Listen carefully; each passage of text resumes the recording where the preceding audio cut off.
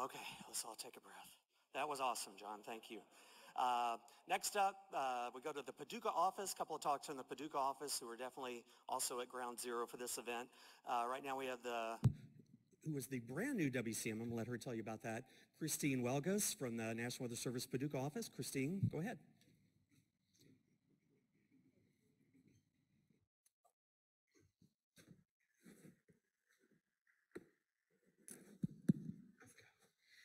All right, good afternoon, everyone. My name is Christine Welgus. I'm the Warning Coordination Meteorologist of the National Weather Service in Paducah, Kentucky, and I'm going to tell you about my first week as WCM. Start my career in Paducah. So I've been at the Weather Service office in Paducah for 22 years. I started in March of 2000, and for 2 decades, I was under the wing of my predecessor, Mr. Ricky Shanklin. And on December 5th, I took the job officially as Warning Coordination Meteorologist. Well, my first week started out with supposedly being on vacation. I had vacation planned from the 4th through the 12th. Because in the Paducah area, climatology says we don't get much severe weather in December. Well, I'll never make that mistake again. First day, December 5th, we had severe weather in the area. Boss calls and says, get out here, we need to do damage surveys. So I was doing damage surveys on vacation on the 6th and the 7th, and as everybody knows, it was only going to get worse from there. So winter weather preparedness week was actually going on in Kentucky, and Steve, my MIC, and I were slated to go to Henderson, Kentucky to do a Facebook Live. Well, the staff had done such a superior job in messaging the event. We knew a week ahead of time it was going to be bad on December 10th. And you can see some of the hate that we got when we logged on to Facebook Live.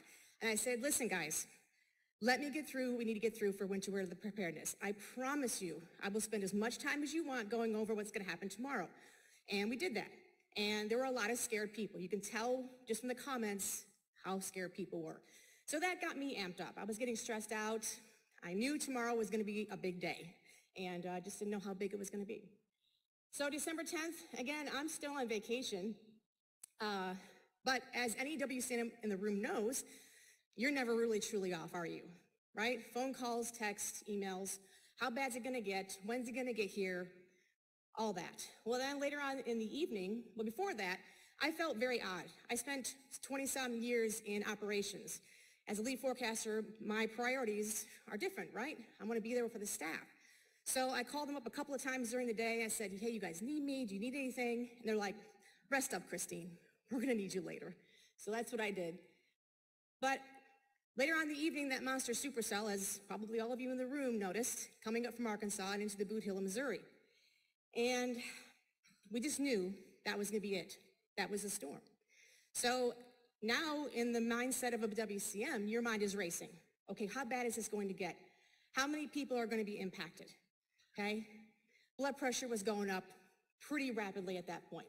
It's getting really nervous. So storm comes into Kentucky, hits Mayfield. At that moment, I can't tell you, looking at that radar image, and I'm sure there's nobody in the room that didn't realize how bad that was as soon as it went through Mayfield. Your heart just kind of sinks. And I felt very compelled to do something at that point. I didn't know what it was, but I felt very compelled to do something. So I started calling emergency managers. I called Marshall, Lyon, Caldwell, to the east of Mayfield and said, guys, this is it. It's coming. Be ready. And it wasn't a few minutes after I made all those phone calls that I'm getting bombarded with texts, phone calls from my boss, from the office, from other emergency managers, and then the one that really hit me. The Region 1 Kentucky Emergency Manager calls, who takes care of all of Western Kentucky, and he says, Christine, we have extensive damage, numerous injuries, and numerous fatalities. And I'm trying to write this all down on a pad of paper, and I stopped writing because I couldn't even write anymore. That was like a dagger to my heart. Those are my people out there we serve. When I heard numerous deaths, it was very overwhelming. I was in shock. I didn't know what to think at this point. I couldn't really even process what had happened. It's like, who can I call? Who can help me through this right now? So I thought of Ricky Shanklin. And one of the last calls of the night was to Rick, and the first 3 words out of my mouth were, Rick, I'm scared. And I didn't sleep much that night. I don't think many of us did. So the next day, we all gathered up, and the biggest question is, Where do we start? We had no idea it was a long-track tornado. We had no idea where the heaviest damage was. We knew Mayfield was hit bad. We knew Dawson Springs was hit bad. So we gathered up 3 teams. Steve, my MIC, and I go to Mayfield. And that first glimpse of Mayfield, kind of like what John talked about, is beyond shocking. And every part of your being it feels numb. You come across a bridge to go over to Mayfield, and it looks like a nuclear bomb had gone off. Nothing prepares you for that. I've been in the Weather Service 22 years. I haven't seen damage like that. So it's crazy. I'm not going to read that all that to you, but that's just a very small subset of the issues that were going on that day alone. Where do you start? There's so much damage to look through. We have rescue teams still trying to rescue people. There's damage in the streets, power lines down, excessive traffic. It's December. You don't have a whole lot of long days to work with, and so on and so forth. So later on that morning, our Pat Spoden, our Science and Operations Officer, who is now retired, who actually worked the event and put the warnings out, we rode in a helicopter, Black Hawk helicopter, and it was very apparent after that ride that we need help. This is not something that one office is going to be able to do by themselves. It was apparent at that point. It was continuous. It was a mile wide, and there was no way we're doing this ourselves. We need help. We need it now. So the next day, it was Sunday, and we had more survey teams going back out to do more surveys. But we had rock stars coming in from the offices in Lincoln, Springfield. We had people from the quick response team coming out. Chrissy Hurley in Nashville took over surveying to the south of us. Steve and I went back to southwest of Mayfield to try to find more damage. And you get called back to the EOC for briefings. I briefed the Kentucky governor, briefing Jim Cantori, and then came a national press conference. Christine's never done a national press conference before, okay? So Steve says, well, I can do it. He's like, you can do it. I'm like, all right, I'll do it. But you stand right there. Don't move. So you see all these pictures? That guy in the blue there is my boss. Where was he? Right there. And the whole time doing that press conference, you know, I see him out of the corner of my eye shaking his head and nodding. So I knew that if I fell, if I faltered, if I screwed up, he was only a second away to come and fix things and make things all better, right? So the week ahead, again, there's a lot going on. I can't begin to tell you all the stuff that went on, but just a couple of highlights. You know, you're working 15, 16-hour days. I probably put 60 hours overtime in a week and a half. Continued damage surveys. 60 Minutes was here for 2.5 days. You had questions and pressure. Why are you not done with the rating? Because I had 128 square miles of damage to look at. That's a lot of damage, even with help. Questions of why it's an EF4, not an EF5, and so on and so forth. So if you were to ask me, what is the #1 reason of how you made it through this event, with it being 5 days after you took the job as a WCM? I can say there's 2 reasons. One is our Science and Operations Officer, our Sue, who's now retired, and my boss, my meteorologist in charge, Mr. Steve Eddy. These guys were my rocks. Steve was with me every single day for a solid week. Never left my side. You don't think that an MIC has other things that he has to do, like maybe run an office, right? But these guys were absolutely instrumental in making sure that I was sane, that I was calm, and that we were able to be positive about this event. And we woke up each day having some courage to tackle every day that we had to go forward. So every single day was a new adventure, new challenges, new things we had to deal with. But we talked, we brainstormed, we solved problems together, we discussed, we laughed, we cried. We did everything together as a team, okay? They led me through every step and weren't gonna let me fail. And I knew that and I felt that. And so their immeasurable and unwavering support is the only reason I didn't have a nervous breakdown, and I made it through, and I continue to make it through. So I'll never forget how supported I feel, and I hope each and every one of you have that support team, have your rocks, okay? And as I end with my last slide here, which is a social media post I created and put up on Facebook and Twitter about a week after the event. It was a way for us to give back, to let the community know we were with them. So as you guys read that, I would like to take this opportunity to acknowledge one of those rocks in my life, and that is my boss, Mr. Steve Eddy. Steve, where are you? There you are. Stand up, please.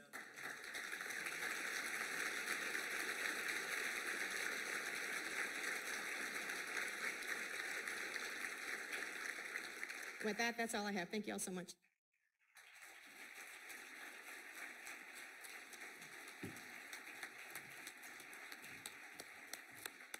Wow, thank you, Christine. Appreciate it. Well, now that Steve's standing up, he can come on up and, oh, you're going to sit? Okay, you can still sit. Steve Eddy is the meteorologist in charge at the Paducah office, and he's going to continue the story of what went on before, during, and after the event in their office. So, Steve, take it away. All right, thank you. I don't know how to follow that. But I kind of knew that was coming. We spend a lot of time talking. Forgive me, I've got a bad back going on today, so I'm going to kind of sit, and that's unlike me, but I'm more like John Gordon. I'd love to be running back and forth, jumping off the stage. I'm going to tell my story from an MIC point of view, at least this MIC's point of view. Christine covered a lot of the stuff, and that's good, because when I did this talk a while back for our partners, I want to recognize our partners, some of our partners sitting over here. We have Trent and Noah, and I believe somewhere, where are you, Bo? Anyway, Bo's there too. So they're part of our media, and without them, as I'll reference here, we couldn't have done all this. So, but I just wanted to start with, what's my view? Is that you're sitting there as an MIC and all this crud's going on, and so how are you going to deal with all this? So first thing I wanted to do was, not all of you are forecasters or weather service people, so you may not even know what an MIC does. I'm not sure I do either, but I've been doing it for about 15 years. You kind of just wing it a lot, but my job is more, we forecast, some forecast a little more, like my good buddy John. I'm not forecasting that often, but I can do it.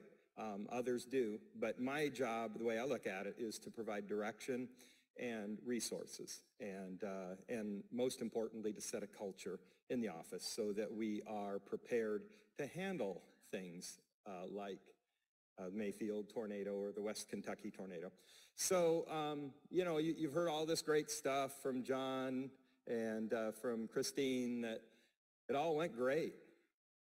Uh-oh, no it didn't. There was all kinds of issues that were going on in the background, and as an MIC, you're concerned about that. We lost power. We've had consistent issues at Paducah with various things, but usually comms. But in this case, we had a piece of equipment fail on us, a transfer switch. So we lost power, and then it tried to change over to generator, and it wouldn't do it. And that was the next county over from Mayfield. So we're in the middle of issuing tornado emergencies, and our power goes completely out. I wasn't in the office. I tell my staff, if you want me, call me. I'm a phone call away. You just call. And they all handled it. Did a great job. But it's one of those things. They just. I think my next slide covers it well. But I do want to cover the last bullet before I go on and talk a little more about the outage and how we handled it. But the thing is, when you lose your power in the weather service, if you lose all of it, if you go down completely, AWIPS goes down, which is our computer system. That sends the programming to the weather radios. So when we lose that, those weather radios are no longer working. That's not very important in a big tornado event, right? So that's one thing that I had to answer to, right? And I'll talk a little about that. A little more about what's an MIC do. Let me see if I went too far here. I think that works. Okay. But I don't know if I can get that to go back. Can you guys do that? There it is. Whoops. Now it's working. So talked about things that didn't do, and there was a lot more that we were dealing with, but I don't have a lot of time to do all this, so I shortened it up to just those two major things. But what did go well is we lost power, but we practice service backup regularly, and our good friends, well, Louisville is pretty busy. They're our primary backup. And then our secondary backup is Springfield, Missouri, and they were on top of it. We called them, and they picked it up. And our EMs, our media, no one even noticed. Just took over, and thank you very much for that work.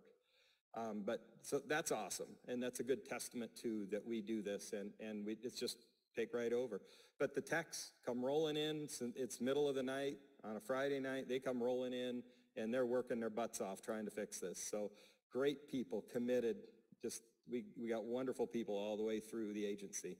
But one of my main points is, Christine and I think it was on maybe Sunday, we were driving down to go do some more damage surveying or talk to the governor or whomever, and I said, you know, doesn't it strike you that this is what the positive that came out of this? I mean, it stinks. 57 people lost lives. A lot of people's lives are gone, but yet there was 30,000 people in the path of this thing.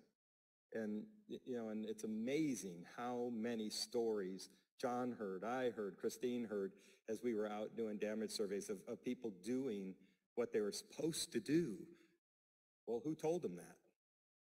I think it was a three-legged stool. I think the emergency management community, the media, and the National Weather Service have been working together for 30 some odd years, telling the same story consistently over and over and over again. And then as the danger is approaching, you've got Noah and Trent over there on the TV telling people, reminding them, if you're in the path of this, get in your tub, you know, cover yourself up, whatever. That saved a lot of lives. Get out of it if you're in a mobile home. So again, I just can't thank them enough for helping us to save lives. It's not just us, it's the whole thing. So I think I'm gonna zip through this one because Christine did a lot better job than I can with this. You know, I empower people. Yeah, the MIC, I had my toughest choice was, do I stay back at the office and deal with all the other stuff that I should be dealing with, or do I deal with a brand new employee who I can set up to fail by just letting her go out on her own? You know, when I had been through my, back in 2002, I had the Veterans Day tornado, Van Wert, that I dealt with. So I'd been there, and I didn't want her to fail. The last thing I wanted. So I made the choice to empower Pat. You take care of everything else, and the Sioux, and he took care of everything. He did a great job. He'd just call and tell me I'm doing this. I'm like, perfect, get it done. Mental health of the staff, I'll say a couple times in slides. That's something more and more. Back in the day when I started, you know, we're tough. We don't, blah, blah, blah. You know, and we weren't, you know, but nowadays it's really cool because now it's okay. You can come in, you can talk to somebody. That we dealt with, and I know they did at Louisville too. Just can't highly recommend that more. It really helped people. But my job is to keep John from having an aneurysm, right? I mean, the way we look at this, you got these people screaming at us, and staff, don't worry about it. Do your job. Let me deal with that. If an EM's upset, let me deal with it. That's my job. And, you know, I had John Murphy going through my rock asking me to rate a tornado where we only had done a half, and it wasn't his fault. I know he was trying to protect us too, but the President of the United States is asking, give him a rating, you know, and I'm trying to protect my staff from that. So those are just a few of the things that are going on. I think Christine talked about this stuff pretty well. She did not mention we did place an on-site decision support services person over in Marshall County for a few days because weather popped up. So that emergency manager wanted a forecaster there to help them. There's a lot of people out there exposed, right? There's people without homes. There's people up on, trying to put power wires back up and everything. So it's a great time to have decision support things. Again, if I wasn't doing my job, people weren't prepared and you can't provide that service. So my job is done well ahead, usually, I argue. So, and then of course we get to do this kind of stuff, right? And we're up here doing our thing, talking to people. I don't know how many talks I've given in Mayfield, how many talks, you know, along the path after, and I always walk away. They're very pleased with what we did. So I want to wrap up with I call it one National Weather Service. Without the Weather Service, all the help from my neighbors, coming and helping us. Christine talked about a few things. We had people come from Central Illinois. We had people coming from over in, I'm getting my cane, so I'll wrap up here, but we had people come over, help us, damage surveys and stuff. We couldn't have done 100, how many was it? 162 miles in RCWA a mile wide. Yeah, you can't do that with what, 8-hour days of light? Just was crazy. Emergency management, media, thank you. Without you, we couldn't have done it. And headquarters, thank you for all your support. They always were there saying, what do you need, what do you need, what do you need, and they meant it. And so I'm very thankful I work for this agency. They are all there. I'm very thankful for all of the people I work with that are not in the agency too. I really enjoy my mission, and they do too. And thank you. I'm going to get off here before they yank me off. So.